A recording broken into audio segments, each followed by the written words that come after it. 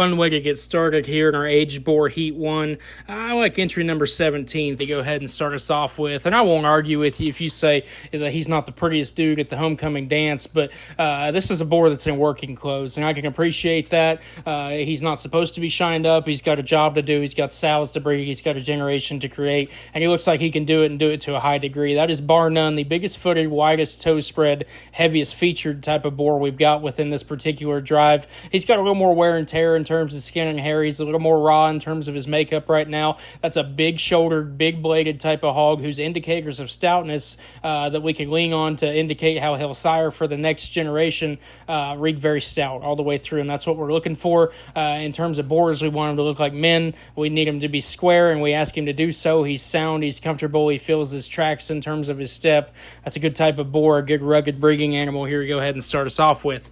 Entry number 14 is going to go ahead and be second here, and I won't argue with you one bit. I think this, if you tell me this hog's just a bit more motivated in his step, he's a bit more perkier, he's a little shade more athletic, he's more apt to go ahead and drive at a higher rate of speed. Now, I won't argue that one fact, or that fact one bit, because I think that is certainly true. For me, I didn't rate him to be as masculine in terms of his feature or his foot size. I rated him a little bit longer in terms of his toe shape.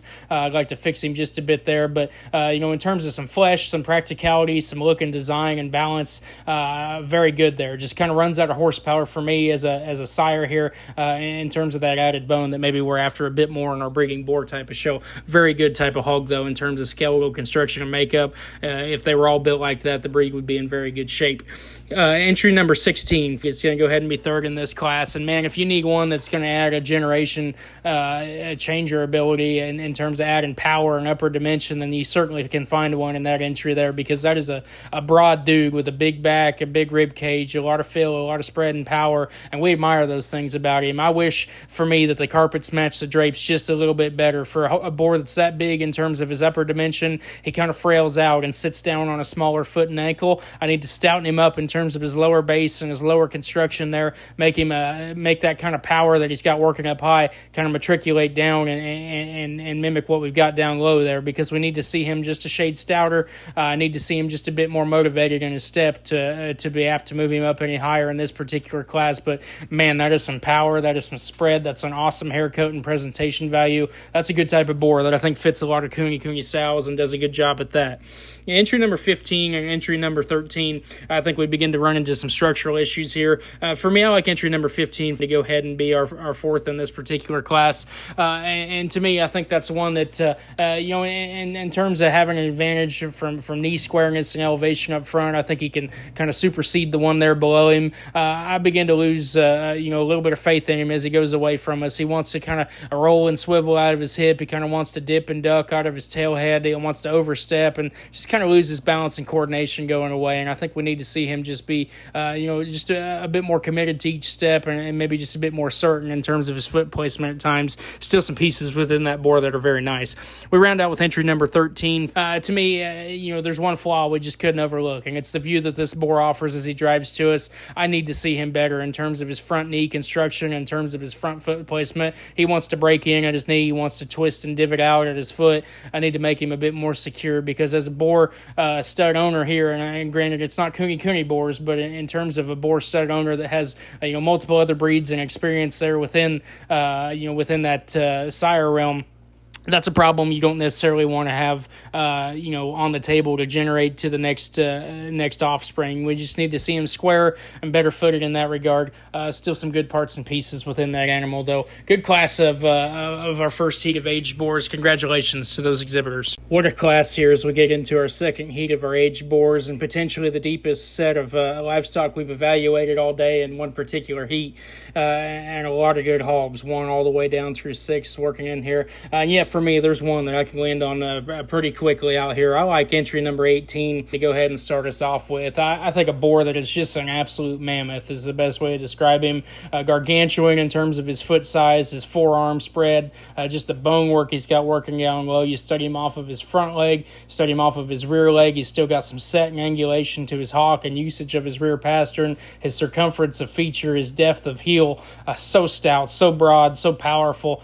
Get on right up on top of that boar forward. He's just big, broad, and opened up, and yet he's not wasty in terms of his flesh. You can see there's natural spread, natural body power there, and just a hog that is just stout off every turn and hinge there. And yet we ask him to go in motion and do things in a comfortable fashion. He's able to do so rather easily, and in terms of his step and his stride and his comfort there. We're not going to pick on anything in the age boar division too much right now in terms of width necessarily when we begin to discuss their knee. And I do think just off of visual interpretation, you could say he could be a bit broader as he comes to you. But as boars age, they tend to close up. I can speak to that from personal experience. We're not going to hold that against him because that'd be missing the forest for the trees. There's an awfully good boar there in entry number 18 to start us off with.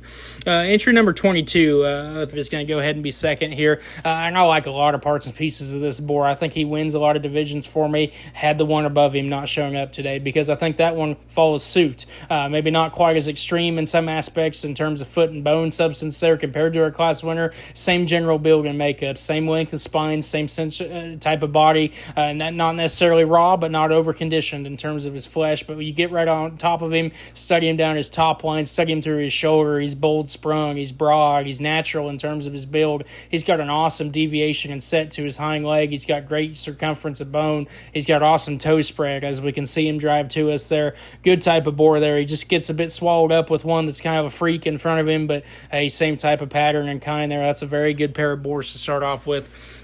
Entry number 19 is going to go ahead and be our third in this class. And, hey, if you want to tell me you like this hog from balance and composition-wise, you want to say his spine's just a nickel better, his flesh is just a nickel smoother than the one above him, I won't argue with you. I think that boar's internal dimension, the middle third of his body, off the charts good. A lot of body, a lot of rib, a lot of spread and power there, a lot of stuff that can be translated to make the generation that he's on his way to sire that much more profitable. For me, I didn't see him to be as stout in his forearm and his ankle for a hog that is packing that much heat up high.